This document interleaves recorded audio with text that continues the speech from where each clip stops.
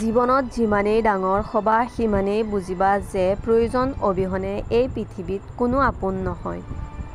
নিজৰ হতাশাৰ বাবে কেতিয়াও অন্যক দায়ী নকৰিবা, বৰঞ্চ নিজেই নিজকে দায়ী কৰা যে অন্যৰ পৰা বেছি আশা কিয় কৰিছিলা।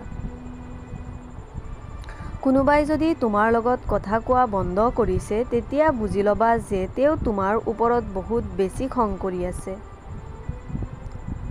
যিয়ে তোমাক সঁচাকৈ ভাল পাব তেওঁ কেতিয়াও তোমাক পাহৰি থাকিব নোৱাৰিব। হয়তো অভিমান কৰি কথা নপতাকৈ থাকিব, কিন্তু তোমাক তেওঁ সকলো সময়তে মিছ কৰিব। বৰ্তমান সমাজখনেই এনেকুৱা, সৎ মানুহবোৰ অৱহেলিত আৰু অসৎবোৰ সন্মানিত। কাৰোবাক যদি ভাল পাব নোৱাৰা তেওঁক না কৰি দিয়া, কিন্তু তেওঁক মিছা সপোন নেদেখুৱাবা। যিয়ে নিজৰ পৰা পৰিৱৰ্তন হোৱাৰ চেষ্টা নকৰে তেওঁক কোনেও হাজাৰ চেষ্টা কৰিও পৰিৱৰ্তন কৰিব নোৱাৰে। স্বাৰ্থপৰ মানুহে কেতিয়াও দুখৰ ভাগ নলয়, তেওঁলোকে মাথো সুখৰ আশাত থাকে। যি ব্যক্তিয়ে তোমাৰ সন্মুখত অন্যৰ সমালোচনা কৰে তুমি তেওঁক কেতিয়াও বিশ্বাস নকৰিবা, কাৰণ তেওঁ অন্যৰ সন্মুখতো তোমাৰ সমালোচনা কৰে। কিমান দূৰত্ব একেলগে পাৰ হ'লে এজন মানুহক ঠিকমতে চিনিব বা জানিব পাৰি, হয়তো কোনোবাখিনিত সোনকালেই আৰু কিছুমানটোক জীৱনজোৰাও চিনিব বা জানিব নোৱাৰি। ল'ৰাক চিনিব পাৰি বিবাহৰ পিছত, ছোৱালীক চিনিব পাৰি যৌৱন কালত, স্বামীক চিনিব পাৰি স্ত্ৰীৰ অসুস্থতাত, স্ত্ৰীক চিনা যায় স্বামীৰ দৰিদ্ৰতাত আৰু বন্ধুক চিনা যায় বিপদত।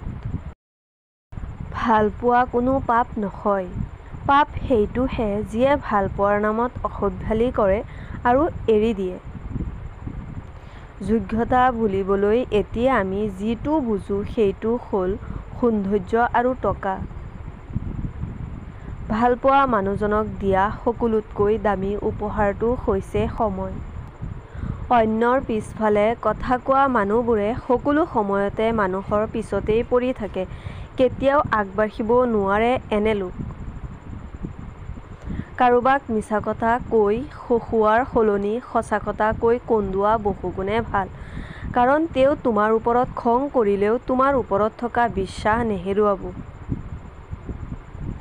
কাৰোবাৰ প্ৰিয়জন হ'বলৈ গৈ প্ৰয়োজন হৈ নপৰিবা, মনত ৰাখিবা চাহ খোৱাৰ পাছত ৰৈ যোৱা চাহৰ স্থান হয়গৈ ডাষ্টবিনত।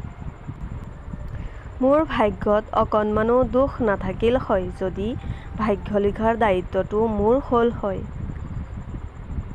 এই জীৱনটোক কান্দি কান্দি পাৰ কৰাৰ সলনি হাঁহি হাঁহি উৰুৱাই দিয়া বহুত গুণে ভাল।